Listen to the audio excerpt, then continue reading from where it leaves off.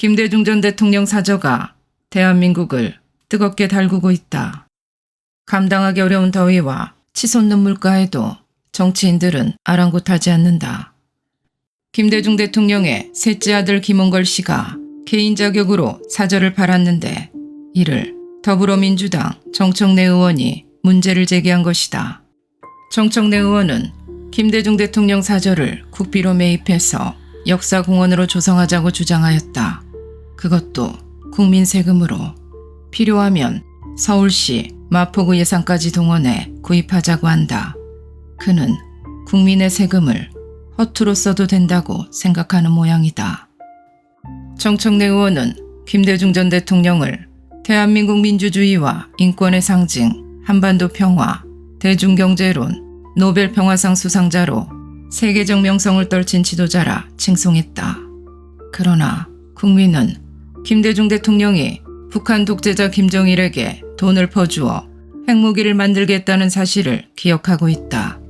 그로 인해 무너지기 직전이었던 북한 독재 정권이 연명하게 되었고 대한민국은 핵무기를 이고 살아가고 있다. 지금 대한민국에는 김대중 대통령 기념관이 차고 넘친다. 광주에는 1,550억 원에 건립된 김대중 컨벤션 센터, 목포에는 220억 원에 건립된 김대중 노벨상 기념관, 서울에는 83억 원에 건립된 김대중 도서관, 그 맞은편에는 70억 원이 투입된 평화공원. 독재국가나 공산국가를 제외하고 세계 유례를 찾기 힘든 기이한 현상이다. 마치 북한의 김일성 부자의 동상을 보는 느낌이 든다. 2024년에는 김대중 탄생 100주년 기념으로 여야 정치인들이 모여 기념하기도 했다. 김대중 전 대통령이 자유대한민국을 위해 무슨 업적을 세웠길래 여야 정치인들이 앞을 다투어 칭송하는 것일까? 자유대한민국을 건국한 이승만 대통령은 그 흔한 기념관조차 갖추고 있지 못하다. 박정희 대통령은 산업화를 위해 혼신의 노력을 다했지만 쓰레기 매립장이었던 난지도에 조그만 기념관만 존재할 뿐이다. 서울 외곽에 있어 찾아가기가 쉽지 않고 국가의 재정 지원도 없다. 국가가 이들 대통령을 얼마나 홀대하는지 잘 보여주는 사례가 아닐 수 없다. 전두환 대통령은 1988년 서울올림픽을 유치하여 대한민국을 선진국 대열에 올려놓았지만 퇴임 후 온갖 수모를 당했다. 이에 그치지 않고 국립현충원은 물론 사유지에 안장될 자유조차 그들은 허용하지 않고 있다. 그렇지만 김대중 전 대통령은 온갖 화려한 기념관과 행사들로 가득하다. 김대중 전 대통령이 이루고자 했던 민주주의는 어떤 민주주의였을까?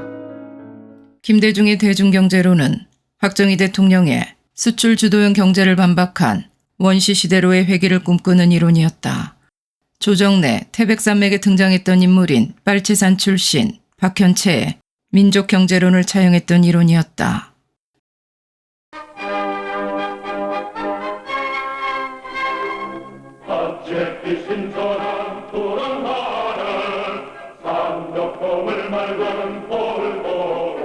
민족중흥의 대동맥 서울 부산 간 고속도로가 완전 준공을 보았습니다. 중화공업이 아닌 농업사회를 유지하며 수출 주도가 아닌 내수경제를 유지해야 한다는 김대중의 외침 속에 경부고속도로 건설을 반대하는 시위가 들불처럼 번지기도 했다. 만약 박정희 대통령이 아니라 김대중이 집권했다면 대한민국의 모습이 어떻게 되었을지는 쉽게 상상할 수 있다. 서울의 봄이라 일컫는 시간을 잠시 소환하고자 한다. 그 시기는 김대중 전 대통령 없이는 설명이 불가능하기 때문이다. 1980년 5월은 대한민국에 소용돌이가 불어오던 때였다. 박정희 대통령 시해 사건 후 노동자들과 학생 시위가 끊이지 않았고 갑자기 그 뒤를 이어받은 최규하 정부는 바람 앞에 촛불처럼 위태로웠다. 제2차 석유 파동으로 경제는 곤두박질 쳤고 원유 보급량도 바닥이었다. 그 와중에 북한의 침투 첩보가 전해졌지만 권력욕에 눈이 먼 김대중 씨는 최규하 과도정부에 조기 퇴진할 것을 요구하며 신현황 내각 사퇴를 촉구했다.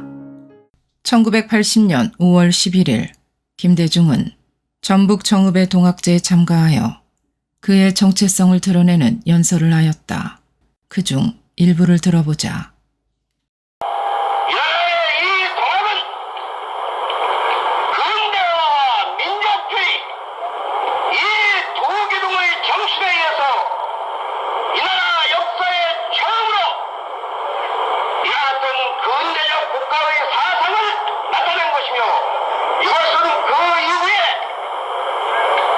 독립협회운동, 3.1운동, 4.19 그리고 12.25까지 우리 민족의 정신 속에 맹맥히 흘러왔음으로써 비록 동학의 우리 선조들은 죽었지만 동학의 그 혁명은 그 당시로 봐서는 실패했지만 그분들의 정신은 아직도 살아있고 그분들의 혁명은 아직도 진행되고 있어서 오늘 우리 이 자리에 그 당시 목숨을 바친 동학의 소년들이 우리와 같이 있어가지고 우리의 근대화의 완성과 민주주의의 완성을 지켜보고 있다는 것을 나는 여러분에게 강조하고 싶은 것입니다.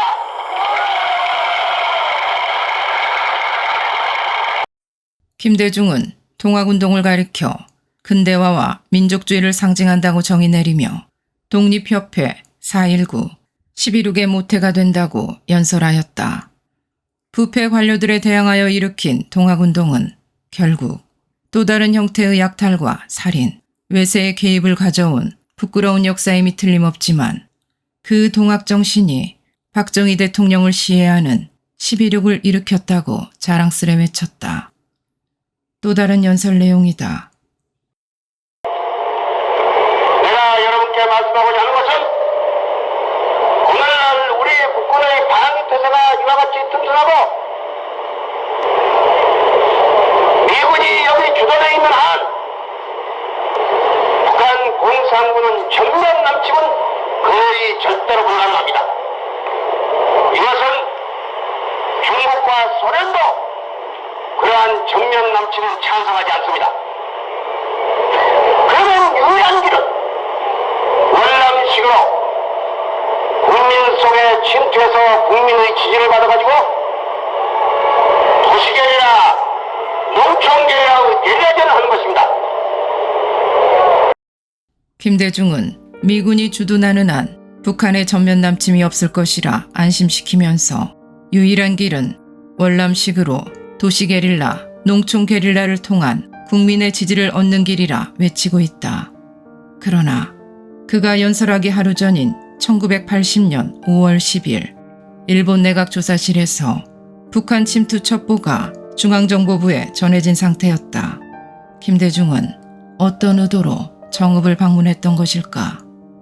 월남식 게릴라전은 난민전이 추구하던 방법과 일치하며 난민전 전사들은 동학운동을 자신들의 뿌리로 삼았다.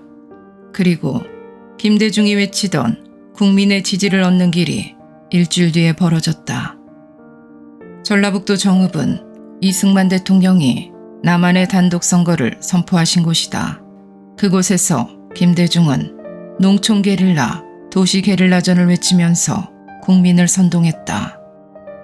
국회의사당을 가는 길에 김대중 평화로가 있다. 노벨상 수상자인 김대중 전 대통령의 의회주의, 상생과 포용의 정치를 되살려 한반도 평화와 국민 통합의 초석이 되자는 표지판이 놓여 있다. 심지어 이제는 김대중 전 대통령의 사저까지 구입해 역사공원으로 만들자는 정치인들이 줄을 잇고 있다. 김대중 전 대통령은 인권과 평화, 자유를 수호하고자 노력한 정치인이었을까? 김대중 전 대통령과 평생 공존하기도 대립하기도 했던 김영삼 대통령의 명언만 떠오를 뿐이다.